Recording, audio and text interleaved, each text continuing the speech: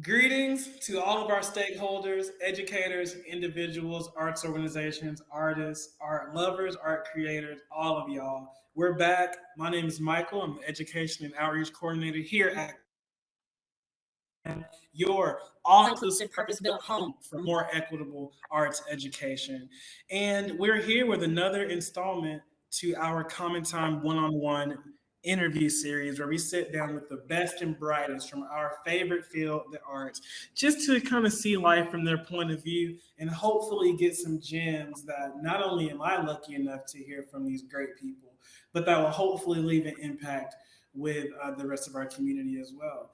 This week, what am I saying? This is not weekly. This time, we have Manny, who's a percussionist and educator currently based out in New York. And, kind of to take a different turn, Manny, I'll let you say a few words about yourself and kind of introduce yourself to the Common Time community. Okay. Hey, everybody. My name is Emmanuel Scott. I go by Manny. Though I am based in New York City, I am from Lithonia, Georgia, which is in DeKalb County, which is like in the metro Atlanta area. I went to Southwest DeKalb High School, which I understand some of Michael's family is from, So, it's been really cool to connect with people from different places, but are kind of have family in the same area. I am a middle school band director, music teacher, and step coach. I'm also a professional musician, and I am a member of the New York City cast of the off-Broadway show Stomp. Wow. That's a lot. That's a long title. That's a long title. But that's good though. It's definitely a pleasure having you here. Yeah, my family too is from DeKalb, and I spent some time up at Southwest. Great music program, fantastic music program. Does not get the respect that it deserves from like the Georgia establishment. But whenever they pop out, though, like it's very clear, they're one of the only people that can high step at the Rose Bowl and then play level 6 at GMEA, and they could do it on the same day. Mm-hmm. And they don't get the credit they deserve. But it's great having an alum out here. You told me where you're from. You're from DeKalb County, and my take, people from in case for people out here that don't know, DeKalb County is on the eastern side of Atlanta. And as far as I'm concerned, DeKalb County is known for greatness. There are so many successful people that came from DeKalb County. I'm thinking just offhand, like, I don't want to just start listing rappers, but definitely a lot of rappers have come from DeKalb County, many that you may know. And I'm sure all other types of successful people. Like, what do you think it is about DeKalb County that just puts out monsters? Like, people that are born and raised in DeKalb are just a little bit different and they achieve. What is that? When you're in a community that is majority Black, and you have people kind of like everywhere, you got people who may come from a lot of money and people who came from not a lot of money, and they're all gathered in one place, and you're replaced with a lot of Black people and a lot of Black educators who actually care about how their students are portrayed, and it doesn't really matter. And then you have like some internal fights sometimes because you have the DeKalb County, but the DeKalb County is so big, you have like, you could say the white side of the DeKalb County, the Black side of the DeKalb County. Everybody wants to make sure that the Black kids or the minority kids don't get forgotten about. And we're held to a really high standard, and that standard kind of like carries us, and it's kind of like throughout our life. The majority of the schools in DeKalb County, whether it be Southwest DeKalb, some of the big ones, Stevenson, MLK, all of them hold their students to a high standard, and that kind of just carries us throughout our life because that's just what we're used to, Yeah, we're going to get into that a little bit more. I've got some questions about going to a HBCU. For some reason, I'm thinking about Travis Porter right now. Did you know them? Because you were coming up. They're like the same age as us. So you were. I'm assuming we're close to the same age. Mm-hmm. But did you know any famous people or like come up with some people that ended up really making a name for themselves? So funny enough, like rich kids did perform at our school before. I don't think we had Travis Porter, I think MLK, but my cousin, like my blood cousin, is Jacquees. The Ease. What? That's your real cousin. He's Yeah. from DeKalb too. I didn't know that. So Mhm. we have an international audience here. So for the people that may not understand, um, Rich Kids, they're a group of rappers from this same area, and Jacquees is. It may have sounded like I was making fun of him. That was from a meme, but Jacquees is like a very, very talented R&B singer who I'm just learning is also from DeKalb County. So this music is in your family. Mhm. Like you're not the first person to go down this path. Mhm. So what were some of your early musical experiences like coming from such like a rich background and community? So family wise, my mom always wanted us to play some sort of instrument. Like my mom played clarinet and was major in the band. My aunt played clarinet. My Oh grandmother wow. sang. One of those church grandmothers that sang in church. That was my grandmother. Hmm. So music was just around, and I I think actually have a tambourine with me right here. yeah, yeah, definitely. My dad plays a mean tambourine, man. He's the one like my mom's side of the family is kind of like musical. My dad had the singers, but my dad, man, his Hmm. tambourine playing, his church tambourine playing, he plays a mean tambourine. But Did you see that lady on Steve Harvey? yes, hmm, Like he's like that, nasty. yeah, yeah. Wow. Hmm. But growing up, mom always wanted us to play something. My older brother, his grandmother used to just like give him instruments because we're 11 years apart. So he was like an only child. So they just gave him stuff. So Yeah. he got snare drums, piano, saxophones. And I ended up taking a liking to his snare drum. And I used to play it because we didn't have Mhm. drumsticks. I used to play it with two pencils, played along with the movie Mhm. Drumline.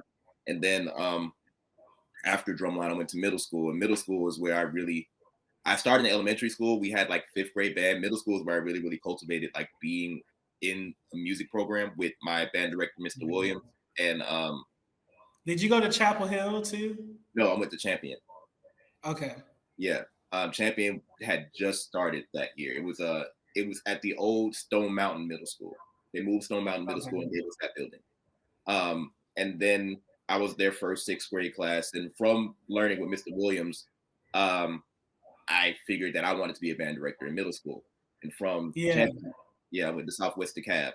And under Mr. Seda, he just took me to the next level. Me even seeing a program with high standards like that was good because now my programs are held to high standards too, even here in New York. And from there, that's elementary, middle school, high school. From there came college, Tennessee State University, which is the HBCU. And Mhm. yeah, that took me to just a totally different level, which was pretty cool. Yeah. No, that's great. I too had decided in I think the 10th grade that I wanted to be a band director. A lot of people that I talk to kind of make that choice early, and you can tell me if you agree, but you kind of get to this point where you're just like, I don't want to do anything else but like play and teach music. It's like I can't. It's like you get to that point where you can't imagine like being an accountant Yeah, yeah. or like nothing wrong with accounting, you Mhm. know. But yeah, and you made that choice super early. So you came from a musical family where you had access, and that's real fortunate. One of our goals with Common Time is especially we're really international. So, I heard this quote that says the next Einstein has already lived and died in some village in the southern hemisphere somewhere. Mhm. And that's kind of one of the goals about Common Time is that we now have these people in some of these underserved communities, where their dad does not play a mean tambourine Mhm. and they could still get Manny coming into their homes, to make sure that they can kind of have some of those experiences like you're having. So you said you went to Tennessee State. Mhm. And did you marched? You did marching band? Yes. Okay, what's that marching band experience like? And for the international community, when we use in the America, when you use that term HBCU, um, that means historically black colleges and universities. And HBCUs, in my opinion, have like a very different tradition as opposed to non-HBCUs. So like you'll notice their marching bands are different.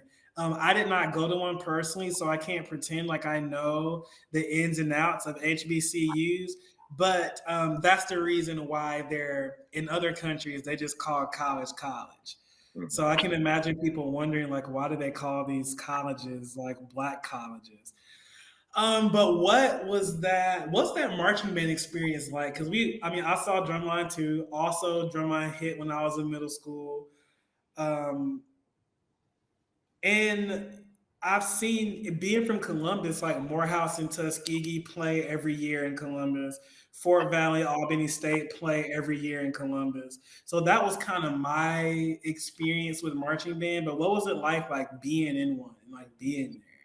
Got you. So to answer your first question about this HBCU, for people that don't know, historically black colleges and universities were created during the time when they didn't allow black people to go to the same school as white people. So they created their own universities, historically black colleges and universities, so that the black people could get an education, a college education, since they weren't allowed to go to the other schools. That's that. Now, as far as marching band goes, HBCU style is a little intense. You know, we have fun like everybody else, but a lot of our stuff, to be performed at a high level, you have to practice at a high level.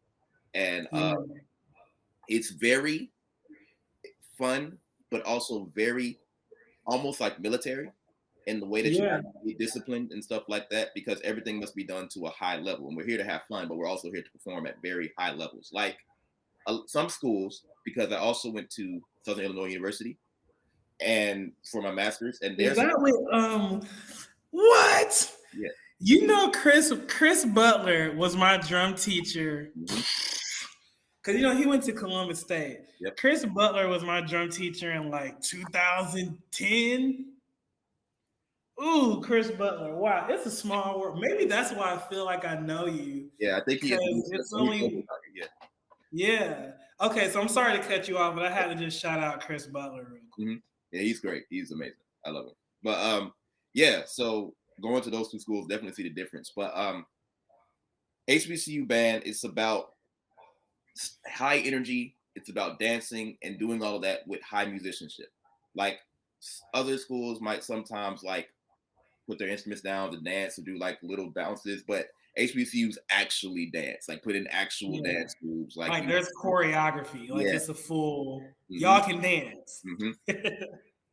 And dance while playing, which isn't easy. So it's a lot. All marching band, I say, is physical, but the HBCU style is a little bit more physical than just your regular marching band. I wouldn't even say a little bit. Like the most a core style marching band's gonna do is like, you know, like that's the most they're gonna do. But when you want to talk about doing a full dance number, like that's no easy thing. I remember one time somebody was talking smack about, I don't know if it was Beyonce or if it was somebody lip syncing, and I was like, you run up and down this stage for 40 minutes and start singing a song. Right. You know what I'm saying? Like, obviously, you know she recorded it. Like, you go do 3 backflips and then fly on a wire and then do all that and then sing Halo. You know? So, and that's kind of what y'all are doing. Like, not lip syncing, of course, but definitely a lot of moving. I like that you mentioned the military because people don't know this, but the origins of school bands in America comes from after wars. All those musicians, they were like us. You played a trumpet in the fife and bugle in like the drum and fife band. You don't want to come back and be an accountant. So what do? You call up PS 119 and you say, yo, like, the New York National Guard has all these instruments, but we're at peacetime. Let me come get in that basement, and I'm starting band. And that is that's the beginning of school bands in the States. So like that military tradition, it's definitely militaristic. And maybe the HBCUs are a little more so than like other styles of marching. Yeah, definitely. Even like core style is a more newer style. Our style is called, even though we call it show style, you can also call it traditional because we still pick our knees up. And only a few predominantly white institutions still do it. Like Michigan still does traditional. I think it's Wisconsin still does it, but Mhm. not too many of predominantly white colleges do that. But the majority of HBCUs, that's our style. The knees up, that's our thing. You know. Yeah. One of the best moments in marching history is, I think, is it the 1988 Santa Clara Vanguard? They do this, they do like a company front where Hmm. they form this line and they're playing this like then there's this quick like 8-bar drum lick and they high stepped to the sideline. When I'm telling you hard, Hmm. like that high step, I honestly think more people could do it. Because especially if you can picture your roll stepping through, turn, big crescendo, and then you like high step out of that, it's fire. Yeah, It's nice. Yeah, maybe more people should do that. I think so. Honestly, I kind of wanted to ask you because you are a concert percussionist as well. yes. So I kind of wanted to ask you what was the classical music experience at in HBCU like? I personally had a lot of feet because I have Morehouse in my family Hmm. in Hampton, but I had a lot of fears going to an HBCU, and I later learned that all those fears were just like a lack of representation. Like I didn't see Tennessee State on the Midwest posters. I didn't see Morehouse at GMEA. I didn't see Black people at all state auditions. So Hmm. I didn't think when I'm going to college, it's like obviously I'm not going to an HBCU, right? Because they're not doing classical music like I wanted to do. But Hmm. clearly that's not true. Obviously it's not true. That was just my own personal short-sightedness. But what was it like from like a classical music standpoint? Like y'all were doing percussion ensemble, wind ensemble, orchestra, everything like normal. Yeah, so that's actually a misconception of a lot of people, and it kind of sometimes brings its way into the actual school classroom because you have some people who argue about the level of musicianship and like the need for concert bands at a predominantly black school. But luckily, at the HBCU I went to, Dr. McDonald, he wasn't like that. It was actually funny. Dr. McDonald, before he was at Tennessee State, was the band director of Southwest DeKalb. So Oh everything, wow. yeah. So being a concert band, because we all know these things, like we're not at Midwest and things like that. Like people that look like us aren't at Midwest. We still held ourselves to the highest standard. We played high level music and we played well. And actually, my last year, um, we did the Percy Granger Music Festival in Chicago, and we were the first all black ensemble to do that. And What? we got there, and it was just an amazing experience. And we're intimidating, but it was intimidating at first because we were playing on the stage that Chicago Symphony plays at, and Yeah, that Symphony Hall. yeah, we were like, wow, we could tell, like we knew we were different, right? And we had, Yeah. we did this. We Before we started, we did a clinic with Frank Kelly, which was really really cool because he's my favorite Mhm. composer. It was amazing, and we were playing Rest by him. It was like a Yes. beautiful moment, and he kind of told us the story about why he wrote it, and it was just great. And when we got there, we were nervous because we felt like we didn't.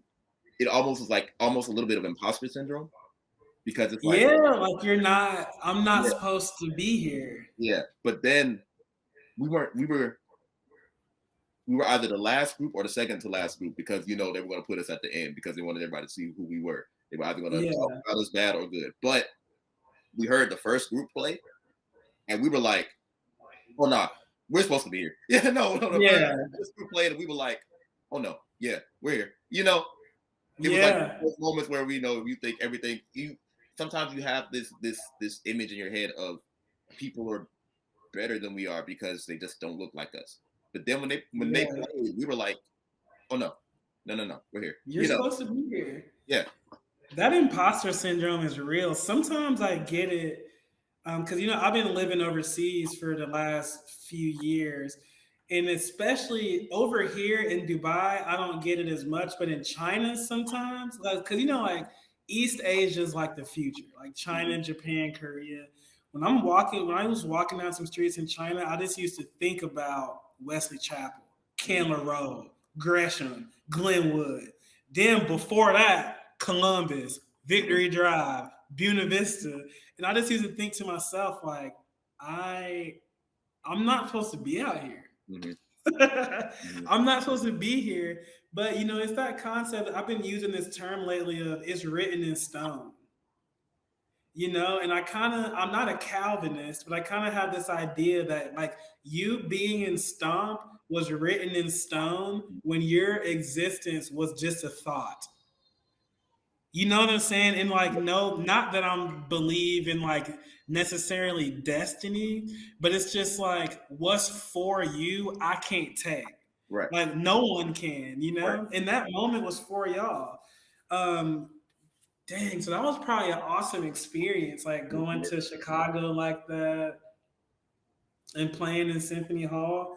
Yeah. That's great, and that's good for me to hear because I wrote down here that I know like you've heard of like the Fisk Jubilee Singers Yes. Mhm. and like the Morehouse Chorale is really famous. I feel like HBCUs are more known for their choral music, but I'm happy that the instrumental program at Tennessee State was also at such a level. Mhm. And you personally went to graduate school, so like Tennessee State is putting people out. Like Mhm. y'all aren't just doing it for fun. Like people are having success there, and that's amazing. Yeah. What was the like music school community like there? Cuz my vision of HBCUs is like this camaraderie and like everyone loves each other. Mhm. And I had experiences like that, but I also had kind of like a not like a like I don't know. I feel like that colonizer mindset rubs off on you, Yeah. where I was like, we're cool, but it's still me versus you. Like if it's one position, we both can't have it. And Yeah. that's like a really detrimental mindset to have. I've Mhm. heard stories at Juilliard of people putting razor blades in the piano keys. So Sheesh. like you come in after me, maybe your technique is a little you tired that day. You skip. Uh-oh, Manny dropped out of the concerto competition. Mhm. Mhm. So Yeah. like what was the community like in music school at Tennessee State? So what I like about the music school at HBCUs, and I know some people might not like it a lot. Well, at least I can't speak for a lot, but at Tennessee State, you didn't have to necessarily audition into the music program. You auditioned for like scholarships, but you didn't have to audition to be a part of it, which some people see as a good thing or a bad thing. I kind of see it as good because they're taking into account that everybody didn't by default get the same kind of education, right? Right. So with that and people being at different levels, it kind of created kind of that cohesion where it's like we know we're all not at the same level and we all have to be somewhere. So you got some people that are just inherently better because maybe they had like everybody didn't have a Mr. Seda from Southwest DeKalb, right? So Yeah. you got people like me there, and you got people who might not have had that because they went to a school that didn't have as many resources as Southwest DeKalb did. So they might not be right there, but we're all learning the same thing. We all kind of have to build up. So what I appreciate about Tennessee State's experience is they had people at different levels, and they met them where they were, and they built them up to be better. Mm. And they didn't really count it as their fault that they didn't know. Like maybe you came in, you wanted to be a band director, but you didn't know how to read music. They didn't Yeah. really make it your fault. You just have to take this precursor course before you start theory one and go. That's what I appreciate, and that kind of made the community better. It's less competitive because we know everybody doesn't start at the same level, so we can build everybody up, right? Yeah. But on the other side of that, sometimes the competitive nature of things makes you better.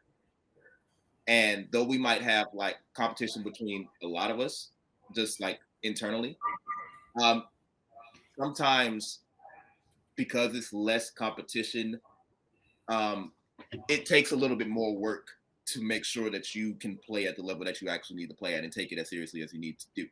Yeah. But for the majority of people, they did do what they needed to do and they got to the level they needed to be at. So I do appreciate the fact, and it made us closer because, we weren't as competitive with each other because, we all in this together, that's how we did.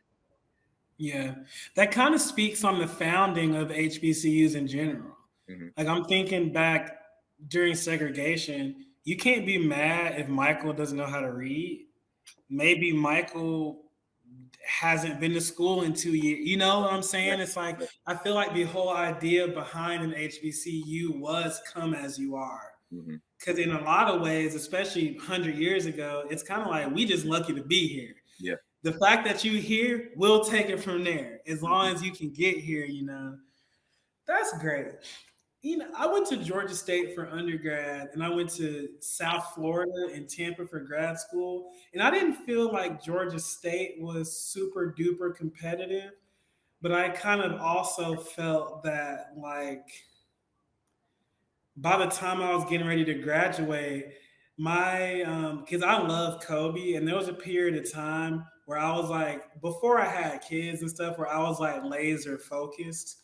So I didn't really feel myself competing because I just kind of felt like I was on a. It's like Kobe's not competing. Right. It's almost like he's competing with himself, because he's like on another. Not that I'm like so amazing, this and that, but I don't know. That was my experience. So okay, who was your percussion professor at Tennessee State? Dr. Shawn Daniels. He was Okay. great. He was great.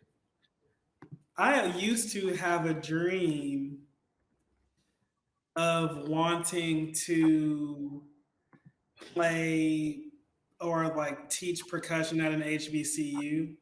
I thought it would be cool just because I didn't see the more I went up in classical music, like the more orchestras I played with, the more festivals I went to, the more this and that. And I'm sure you've experienced this.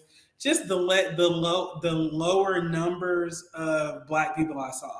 Yeah. So I kind of had this idea that like, I'm at this level with percussion. I've done this, I've done that. I bet I could be a professor at an HBCU one day and like maybe change somebody's life, and like kind of make that community more visible. I know there's a Black woman down at Albany State who's doing really well now that I've seen online. Mm-hmm. Okay. And y'all had percussion ensemble and everything? Mm-hmm. We had all of that stuff. Yeah. What kind of like, what was your, oh, go ahead. I'm saying they still do. Yeah. They still do. So what was percussion ensemble like? Like, were you a big fan of percussion ensemble? I've always loved percussion ensemble. Percussion ensemble at TSU was pretty good. But what I did appreciate about Dr. Daniels, everybody's in percussion ensemble. And remember, we're at different levels. So we might not have been able to play music at the level of like say, like I was at. So I couldn't play something like Threads, maybe. But yeah. Dr. Daniels made sure that whenever they had like, let's say the the Percussion Arts Society Day of Percussion in Tennessee, he made sure I was a part of those organizations. So yeah. He would tell me I would go. So I perform high level stuff, but I typically perform the really, really high level stuff at the Day of Percussion with like the intercollegiate like percussion ensemble that they did. So he made sure that not only was I there, but he made sure that Tennessee State was represented or Black people were represented. So it's like I'm playing with people from UT Knoxville, Middle Tennessee State University, all of these things where it's predominantly white. And then here I come from HBCU playing on the same level as these people, showing the percussion of the world that we do this, Right. Who's at UTK? Is it Andy Bliss? I think Andy Bliss is at Tennessee. I used to know who was at Middle Tennessee. I used to know who was at Tennessee Tech too. I used to kind of keep up more with like those people. I don't know why. The Tennessee I guess Tech. You feel like you have to know these people. Yeah. The Tennessee Tech guy. I don't remember his name, but I do know that he works with Dr. Butler. I believe they have a percussion trio. That I think is part of that. I think. Chris Butler sold me some Black Swamp timpani mallets one time. You know what else Chris Butler gave me that I still have is a pair of ProMark Tom Freer drumsticks, which I still play to this day. And I believe Freer has his own company now, but I personally believe the ProMark ones are actually better. I also have these, like the Robert Van Sice mallets. Yes. That are on Vic Firth, but that whole set was on ProMark before too. See, a lot of people don't have these. I'm gonna show you something special right here. A lot of people don't have this right here. Now these are nice too, but you can't get these. But you see, I have his mallets too, but I got the Vic Firth ones. I don't have. Okay. I got some of the Vic Firth. I became a Vic Firth artist in like 2014 and 2013. So that's one of the first things I bought with that whole set. But I actually got robbed one time. I won't say where, but I got robbed one time, and I'm missing a lot of mallets. And I think I posted in one of those groups like, "Hey, I just got robbed, but I'm trying to get my sticks back up." And some guy, just some random guy, sent me like 12 pairs of marimba mallets. Oh, that was nice. Crazy, just for some random guy. I don't remember exactly how that happened. I don't know if I posted in a group because I think I might be too prideful for that. But I did something and somehow came up on these mallets. That is nice. Okay, so Tennessee State, they have a great tradition of excellence when it comes to music. That's where you got your percussion playing. Where in Tennessee is Tennessee State? Nashville, believe it or not, 5 minutes down the road from Vanderbilt. Oh, so were you? That's so crazy how I never even knew that. And I've been to Nashville and specifically been to Vanderbilt multiple times. That's crazy. Were there gigs out there? Because like Nashville is like there's got to be gigs, right? Now there were. Now I didn't really get into the gigging scene there. I had a whole bunch of going on. I couldn't really do that. But there are a lot of gigs there. I did the gig that I did 2 church gigs, which is pretty much my extent of what I did there. But there were definitely opportunities. Yeah. I gigged a lot. I went to Georgia State, like I said that, but I gigged a lot, like with the local orchestras and like getting on sub lists and stuff. I thought that's kind of what I don't know. When I think back about my past, I wonder how much of it I wanted to do and how much of it I just thought you're supposed to do. And I kind of like grapple with that even to now. Do you ever feel like that sometimes? Like at parts of your journey, it's like, okay, I'll give you some background. So recently, me and my wife and I, we left China because COVID. And this was before anyone knew anything. And this is back when 45 was talking really wild on Twitter. Yeah. And I was thinking to myself, I don't know what this is. I'm pretty sure I'm gonna die. Pretty sure I'm gonna die if I get this. So I got my wife and I was like, yeah, we gotta get out of here. But the consequences of that is I ended up teaching online in China, but me in America for 18 months. So I kind of started thinking like, man, I'm done teaching. Like this has just ruined it for me. Then I started thinking like, did I really even want to do this?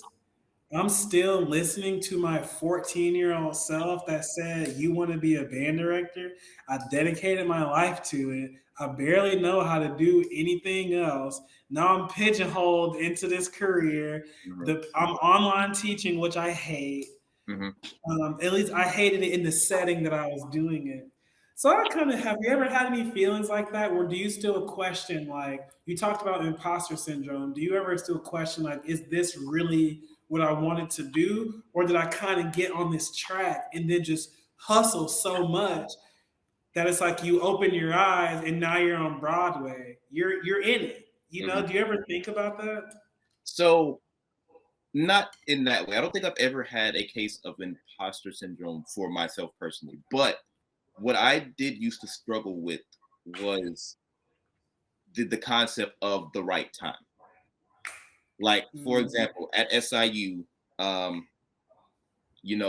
before COVID, I'm like, okay, I still want to go to New York City and do these things, but I know that New York is expensive. So let me do Yeah. this. Because I already know that I can pretty much, if I go to Nashville, I have a guaranteed job. Let me go to Nashville for 5 years, make some money, and then move to New York. Okay. And I ended up doing the Color of Music Festival, which is basically a traveling. Oh yeah. Yeah, you know about it. It's a traveling group Yeah. that performs, music by Black artists, by Black composers with a Black orchestra. And I'm a part of the Yeah. percussion section. So, I didn't realize they traveled. yeah. Okay, so Yeah. they came to Illinois. They were performing in South Carolina, and Dr. Daniels, my Tennessee State instructor, called me to perform with them, and now I'm a part of their percussion roster.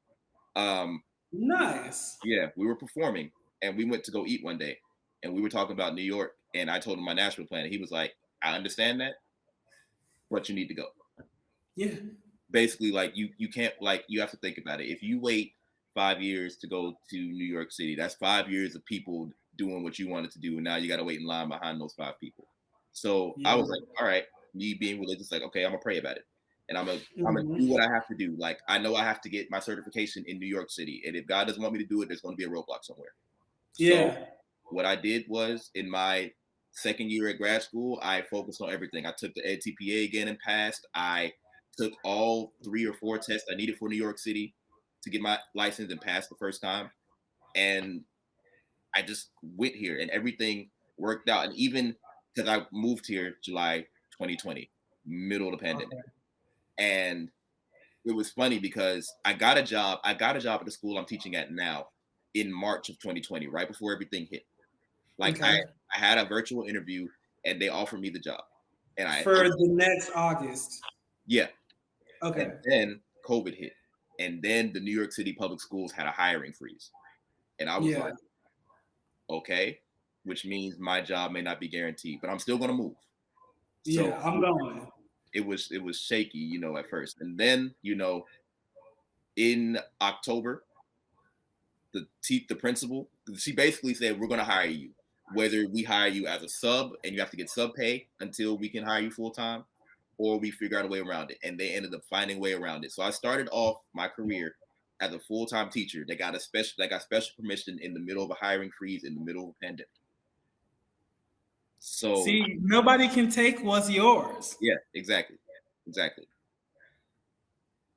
That was Dang. So you were teaching. I think I saw on your Instagram you're in Brooklyn. mhm, I went to New York once. I did some graduate auditions at NYU and Rutgers, mhm, and I instantly was in love. Just like the just yeah, moving back and forth, like just going place to place. And I was staying with my roommate's sister one time, and mhm, her boyfriend was like, "Yo, come out with me. I'll take you around." And just hopping on the train and going here and do da da da da da. yeah, Walking down the street with my stick bag, thinking like, "Oh, so and so at the New York Symphony walk down this same street with their stick bag, like, yeah, oh, yeah, or at the Philharmonic." And but I let people, I ended up getting a scholar, like they don't have assistantships, but like a pretty decent scholarship to go to New York. I mhm, still was going to have to pay, but I was like, I'm not afraid of this. I'm not afraid of the student loan. Run it up. right, right, right, But right. I let people talk me out of it. But And I look back that on that. that that right there, that's what I had to fight through, because Yeah, especially in the middle of pandemic, and I'm in Southern Illinois, and people knew that I was going to New York, and you know how bad New York was when COVID first hit in America, and people looked at me like I was crazy, like, you're still going to New York? Yes, I am. yeah, So I had to fight through that too. yeah. People were telling me because they don't do assistantships. What it was is they'll give you like a 50% or a 75% scholarship. Yep. They gave me 50%, which is still like $20,000 a year. with Yeah. 50%, and you got to live there. Da, da, da, da. And I let people tell me, "Oh no, it's gonna be expensive. Like this other school gave you an assistantship. Why don't you just go there?" Now, granted, I love South Florida. Their teacher down there is like legendary. We did so much. But I look back on that because when I was up there for like 4 days, it was a fire 4 days.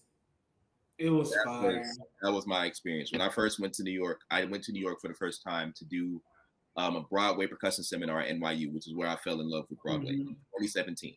And I had never been to New York City before, and I was like, all right, I'm going to get here, and I'm either going to hate it or I'm going to love it. As soon as I got off the plane, I loved every minute of it. As soon as Yeah. I finished the Broadway percussion seminar, I decided that day in 2017, I'm moving here. I don't know And I'm how. doing Broadway. Yeah, it's like that was it. Like I'm going. This is it. So yeah, that Yeah. started everything. Okay, so you decide you're going to New York. Everyone tries to discourage you. You still go. Okay, so you're teaching in Brooklyn. I want to talk to you because you talked to us. I stalked you on the internet. You said you started a band program and like a recording program pretty much from scratch. So around the world, band programs are not as common in the U.S. If you're looking at like British curriculum, Canadian curriculum, IB curriculum schools, their music is mostly taught through a general music lens that's going to include composition. For the performance element, they might sing, they might play popular music instrument, like they might learn guitar, piano, bass, drum, things like that. But like band in the way we're talking about it is not common. So I didn't start the band program in China, but I came in like I got the baton second. Yeah. So I did a lot of the foundation was built, but I'm thinking personally, I built the first 2 floors. Okay. Yeah. But my buddy Lars, he did lay that concrete though. Got Mm-hmm. to give him Lars is a great. Mm-hmm. And then now I'm out here in Dubai and I've started a band program again. Okay. So what was your experience like starting up? And this is something I'm hoping the educators watching this can take some gems from. What was your experience starting up that band program from scratch? So, what I do appreciate about my school, which a lot of people can't say, especially a lot of people that might teach in an inner city school, my principal was all for every bit of whatever I said. Yeah. My principal played clarinet. My assistant principal plays piano. The other assistant principal plays clarinet. They were all like, whatever you need, we can get it, right? So I don't have to fight here about why I need instruments. I don't have to explain why I need this or why I need that, which is half the battle, right? Everything school owned, like they don't rent or buy. No, they don't rent or buy. Okay. So right now, I'm in the process, especially my second year, of figuring out, okay, I'm going to encourage the students that if you really want to do this, you should buy your own instrument, but they won't have to. And Yeah. that's a good thing. But starting, because we started in the middle pandemic, there was no class. I was basically teaching general music to my classes, but then I did band after school. And Okay. yeah, I had to teach over Zoom. And what I ended up doing as a percussionist, and I took, a couple of the technique classes, right? I sat at home and in my classroom and I just learned everything. So Yeah. at home, especially when we went home, I would be on Zoom for every Tuesday for our after school stuff and be like, all right, here we go. Clarinet players, we're gonna play this. Pick up my clarinet. This is how you play this. This is Mhm. out here. All right, trumpets. Clarinet down, trumpet. Do this. Da da da da. So that, I didn't really know the impact of it until we had our first concert in June. And when the second semester came, I had a whole bunch of new students. So I had to separate like the students who just started in January versus the students who started in September. And I don't know Mhm. what happened, but the students that started in September, the ones that were on Zoom with me, they are amazing players.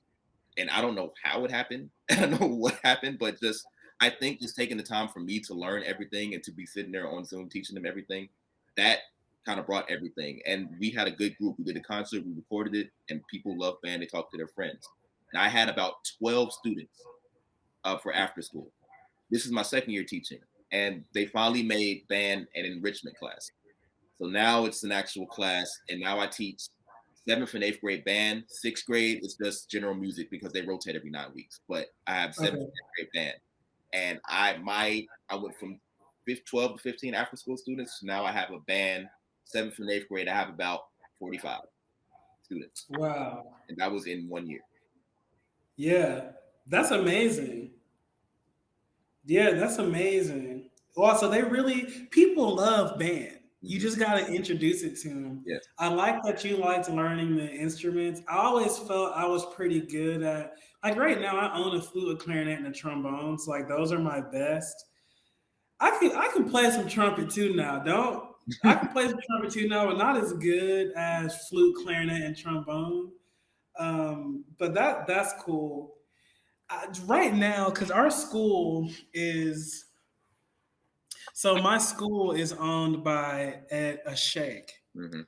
who is he's like a prince, which is crazy. I met him one time and he actually was real cool. Mm-hmm. But he wanted the school to have a soft opening because apparently he's seen a lot of other people in his like network of billionaires that just kind of say, "Oh, I'm gonna start up a school."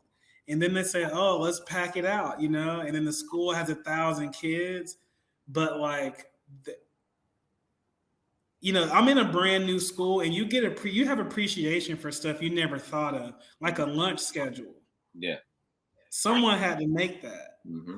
A pickup line after school, Mm-hmm. bells, tardy slips. Like you take all that stuff for granted, but then you build a new school from the sand up. You put 1,000 kids in it, but there's no tradition, no type of policies and procedures, no type of nothing. They fail. The schools fail. Yeah. So he wanted to do like a small opening. So I think at my school now there's 4 6th graders total, and I have 2 of them. They both chose the clarinet, which I think is cool because we just play clarinet together, 3 of us. Mm-hmm. And in my 8th grade band, they almost made me cry because the 6th graders played from August because I came with 2 flutes, a clarinet, and a trombone, and there was only 2 of them. So we were able to rotate instruments and we had enough.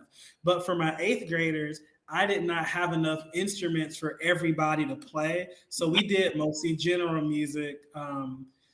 We did like a lot of percussion, a lot of composition, singing, music tech. Have you heard of Soundtrap? Yep.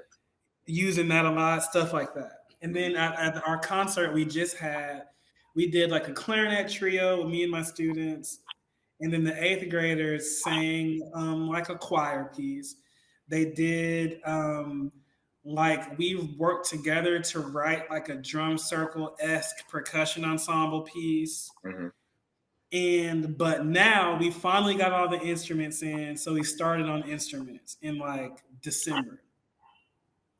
So of course we come back from the holiday. The kids can barely remember how to tie their shoes. Right. So we start over, and in that class I have a flute, 2 trumpets, trombone, 2 percussion. Mm-hmm. We were doing like the first 5 notes and like that type of stuff, and they were playing together. And I stopped and I just asked, I said, "Do y'all feel that?" And one of the students raised her hand and she's like, "Mr. Michael, we are a band." And I was like, Yeah. "It's a band." Yeah, I know that moment. Mm-hmm. Yeah, but we built it. I had a similar experience with my administration where they just kind of got everything. Yeah, we're starting it from nothing, but it's exciting. I'm hoping that as the school grows, I think next year our enrollment is going to kind of grow exponentially. Mm-hmm. And so I'm looking at what instruments I'm gonna want to buy for next year.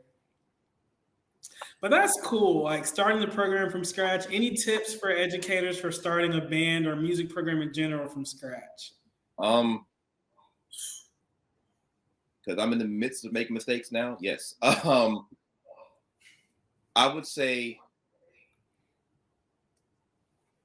there are a lot of people who talk about, instrument petting zoos and things like that. And, people like to talk about, I need this kind of instrumentation. I need this kind of instrumentation.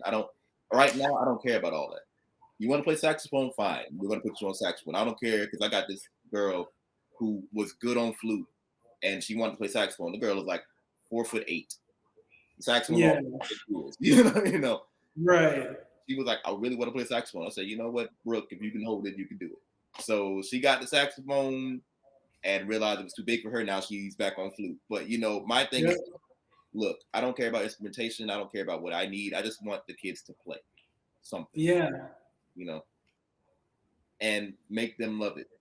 That's my whole thing. My whole thing right now, even though I'm teaching the kids how to play and how to read and stuff like that, my whole goal right now is to make you love what you're doing, which Yeah. makes you want to practice. So right now, I'm in the process in my second year of kind of building. I'm in the process of building culture, which is, I think, more important than the grading thing and the theory and the playing of it. Just building a culture that you want to have in your classroom is the biggest thing. That's pretty much what I've been doing.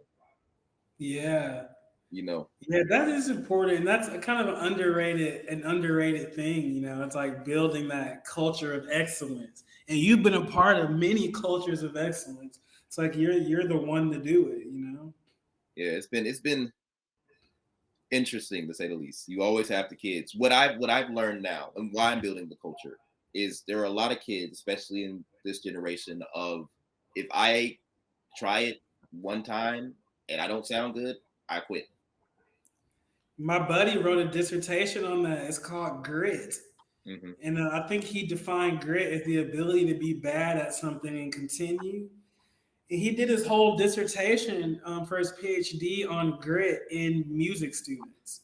And it takes a lot. It takes a lot because you're gonna be bad at your. But it's some people 10 years later still bad at their instrument. You're gonna, but you have to be ready for that. Yeah, And that takes a strong person. yeah. What I tell my students all the time, this stuff is not hard. It's just new. It's new. You stole that from me. But yeah, see, great minds think alike. That's the thing, especially the kids. I don't know what is up with them nowadays, but they'll come to me, and then I'll have kids that know what they're doing. They'll be like, Mr. Scott, the saxophone is not for me. Did you not just play a whole scale? You're telling me that the saxophone is not for you? Right, that is not for you. You just did it. Yeah, you just did it.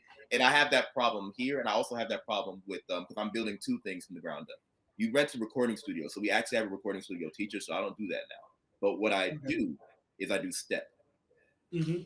And the same problem I'm having with the band, I'm having with the step team. Mr. Scott, these steps are hard. It's like, no, no, no.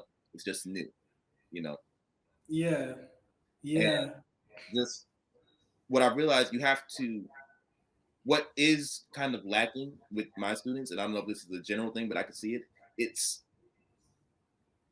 self-motivation. And what's in place of that self-motivation is self-deprecation. They're really, really hard on themselves, which is Yeah. why if they don't play a note right, they just give up because they feel like they look bad, they sound bad, everybody's looking at them. But it's not that. Yeah. My thing I is think so much research about social media is going to come out over the next 15, 20, 30 years that I think has a lot to do with that. Like once again, I'm assuming we're close in age, which I think is true. We, I mean, nobody saw when we failed except the homies, like, and right, people on my street. right, But that's fine. We got a chance to fail in peace. But I think kids have this false perception that they're the main character in a movie that everyone's watching. yes, yes. When I think that's something that's taught to them by the internet, but it's not actually true. And I Mm-hmm, think that's where that self-deprecation comes from. mm-hmm. I didn't care that I was trash at snare drum for months. It just kind of what it was. But now it's this idea that if something's not to the point where I could post it, then what's the point in doing it? Right. And it's like it's the mindset of if you're not good at it, then you practice it and get better. It's not I'm not good at it. Yeah. Okay, give up. It's no, I'm not good at it yet. You know. And they never show that part. Hmm. So and so doesn't show you rehearsals. They don't show you when they didn't hit the water bottle All the times they flipped it, they don't show you the times where they didn't hit the dance move. Like they don't show that part. Even with doing stomp, like we have a whole rehearsal process. You see us on stage, but there are plenty of times where we done in the rehearsal process, like dropped the stick, fell off of the tins, things like that, Oh, fell off the stage. So that brings me to this next one. Okay. So there's some parallels between what we're doing. You move to a new crazy place, you're building this music program from scratch. If you're like me, which I'm feeling the vibes, you're thinking, okay, my bills is getting paid, I'm teaching, I'm building a program. Now it's time to play though. Mm-hmm. So I ended up winning an audition with the National Symphony Orchestra out here. So I played timpani with them. And I'm imagining you had similar thoughts. And did you start going looking for gigs, or what was it like for you? So for me, it was a little different because COVID and the way New York handled it shut everything down. So Yeah. me even looking for gigs was just not even that. I went to a couple of jam sessions and that was that. But what did happen, when 2021 rolled around, things were looking better, and I had emailed Stomp, believe it or not, in 2019 or 2020. Mm-hmm. Like early 2020, and I emailed them about an audition, and I got a response, and they said, auditions will be coming up soon, so we'll just keep you posted. And Right. COVID hit, so I was like, okay, whatever. They're not going to email me. In I believe February or March, I got an email from Stomp saying, "Hey, we're having auditions," and I said, "All right, bet I'm going." That's the reason why I moved to New York. So it's easy. I don't have Bro. to. I don't have to. Start a flight. I have to go look for hotels. No, it is. I take the J train down here. Yeah. And that's why I moved here. Yeah. I don't have to. Me playing on Broadway isn't a chore. It's here. Yeah. What kind of music? So y'all are you're playing like found percussion. Mm-hmm. Who writes that show?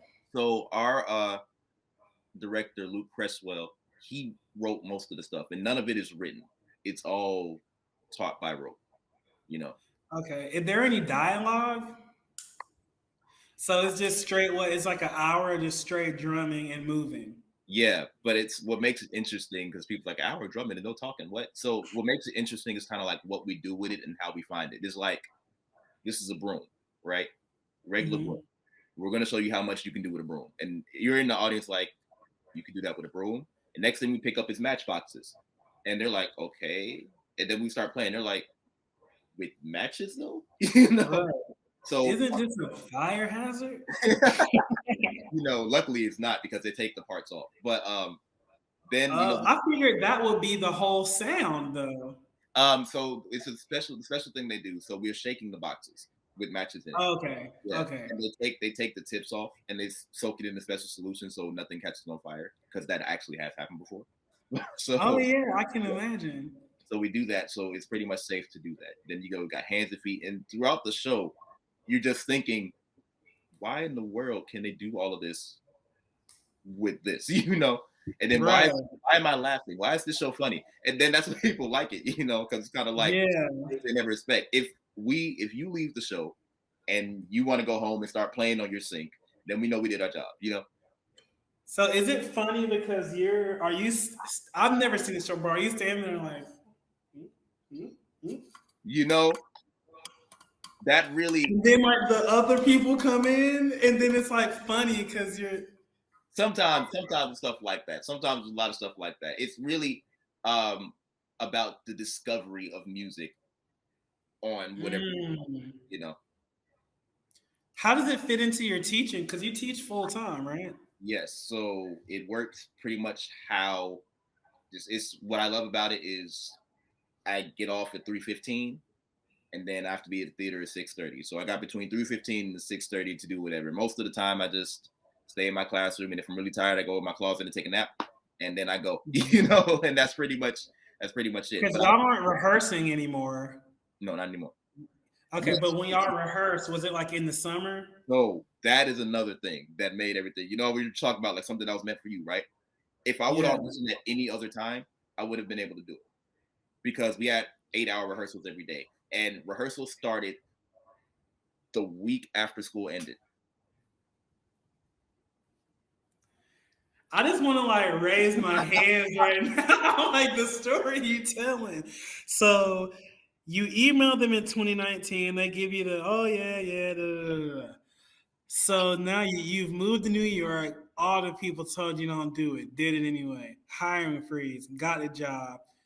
Out of nowhere, boom, email, come audition for Stomp. You get it, rehearsal start. Week at won't he do it? So now you rehearse all summer, chilling, no stress. You don't have to go to school. You just rehearse. You're just taking the train downtown every day. Yep.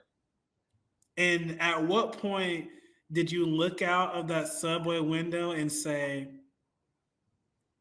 like, this is it? Man, I probably have that moment every other week, you know, because sometimes it's just like Yeah. I'm here. Like I one thing that I don't want to get lost on me is the fact that I'm in New York City doing what people move to New York City to do. And like Yeah. I try to make sure like I appreciate that because this moment isn't going to be here forever. You know, we always have that time where it's like, you know, I wish we knew what the good times were. And I'm trying to like remember this is it. Like this is that time. Like embrace Yeah. this, you know. So I Yeah. have that, Live in that moment. you know. Yeah. Sometimes I feel like I chase that feeling. Whenever, like, when I had our gig, whenever we play out here with the National Symphony, I have that feeling of like, this is it. I don't think I really felt that way until I started going overseas. But conquering New York, it's like if you can do that, you can do it anywhere. At least that's what they say, you know. Let me ask you. Okay, I was gonna ask you this, but now I'm just gonna tell you instead of asking you. I want to see you because people that are watching this, Manny is available right now for booking on CommonTime. His availability is there. His rates are there. I want to see you do an event with found items. I You know want what? to see because I feel like I have experience with that as a percussionist, but you're the expert. Like you could probably make music out of more stuff than I could, and definitely non-percussionists they're not ready to play matches. I want to see an event, and I want to see you host it with us. I want to see you charge what you want for tickets, and I want to see it packed. You know what? That would actually good. I actually did something similar. Couple of in October. That's when uh the UK has their Black History Month. I did a master class for Black History Month on like found percussion and regular percussion. I did like a whole like master class and like uh recital with them in October. So I could do something like that too on all found What'd you percussion. play? Like you say recital. Yeah, so I played a couple of marimba pieces and I also did like Okay. a double broom solo. Okay. I'm still so I'm thinking obviously there's sweeping. Obviously the sound of scraping the handle, there's percussive taps with the handle. There's maybe the sound of the bristles in the air like some kind Mhm. of sound. You can hit the ground flat with the broom. But now you said you had two brooms. Yeah, so that's when you flip both brooms upright and you're playing like this, and then also Like broom in the air? like so broom handle, yeah, broom brush in the air, but your the handle's Okay. going. Are you So you, talking about a standard broom or a push mop? uh, I would say a standard push broom, like not your regular like I sweep the kitchen broom, But like it's the yeah, like the SpongeBob at the talent show when he came out yeah, with that broom yeah, was that yeah, kind of broom. Okay. yeah. So Okay. we play. There's a flat end on the other side, so we play here with two in our hand. And kind of the way I think about it is, if these are my snare drum, my feet are my bass drum, so it becomes not just like snare and bass; it's almost like a dance, you know. Yeah. And Mm-hmm. you got the stepping too. So that's like I guess Stomp. Were you in a fraternity? Mm-hmm. What fraternity were you in? Prime you out for music fraternity. I knew that. Did you guys? I feel like now. I feel like I feel like the chapter at Tennessee State. Did y'all step? Oh, for sure. I was a stepmaster. Because I was in KK side, Mm-hmm. but I was at Georgia State, and I think they took a couple. They had like Clark come out a couple times and like work with us, but for the most part, we were not really into stepping. I think it made people uncomfortable. Not uncomfortable, but like, how do I say this? Some people just like aren't built for like dancing and having rhythm and moving their body and stuff. So our chapter really struggled with that. But so you've been stepping and stuff for a long time. So it feels like Stomp was just for you. That was That for you. that was like, because like, I mixed, because I like to dance and then I like to play music, and I was like, stepping was where I got that from, and it's like Stomp was like, oh, it's like the next level. Okay, cool. So Yeah, and Stomp been running for 30 years. So yeah. like you could keep this and you're building your program, you could keep this up Mm-hmm. firmly in your program. Yes. Wow. It's amazing. Thank you. It Have you feels been amazing. back to have you been back to Southwest to talk to the kids? Um, Not yet. I actually have no idea when I'm going back home at this moment in time, but Yeah. I do want to do it. Or even virtually. Virtually. Before Yes. we get out of here, Manny, I'm going to hound you about this. Mm-hmm. I need you to have an event on Found Percussion or whatever you want. I need you to go into your profile, make this event. I need you to come up with a day and a time. I need you to decide how much money you're going to charge for it, because I think that the people want to see this. I think every general, like especially every primary music teacher, especially going into lockdown, needs to see your clinic. I think every child activity type center, summer camp, after school needs to see this class. I think percussionists need to see this class just to know like the full possibilities. And also, I think people need to hear your story. I think people need to know that what's for you cannot be taken. I think people need to know that sometimes you got to bet on yourself. Mm-hmm. Sometimes you got to move to New York in a pandemic. Sometimes now is the best time. And I already felt like I knew you, but now I really feel like I know you. Like I didn't go to New York, but I got on a plane based on a Facebook post and went to China one time, and that turned into just a cascading back to back to back amazing opportunities similar to what you have. And I feel like a lot of people, I don't know about your family or your community, but my dad, born and raised, lived his life in Columbus. Mm-hmm. My grandma lived the vast majority of her life in Columbus. My great grandma lived the vast majority of her life in Columbus. Everyone in my family, most of them are still in Columbus. Even my dad's sister, all of her kids, Columbus. All of their kids, Columbus. So now we're on fourth, fifth, sixth generation Columbus. And I'm one of the few, maybe family, you're one of the few that just took that chance. And I think people need to hear what you can gain by taking that leap. Because if not to discredit you, but if you can do it, anybody can do it. If I can do it, anybody can do it. That's Obviously, there's some grinding that has to take place, but it's not like I'm not special. Exactly. I'm not. You can do this. We're from the same place. I can help you. Like, let's go. Yeah, man, I think you're an amazing guy.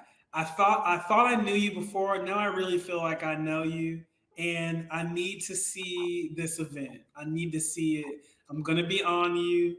Um, lastly, I want to say thank you for sitting down with me. It's been about an hour and 15 or so.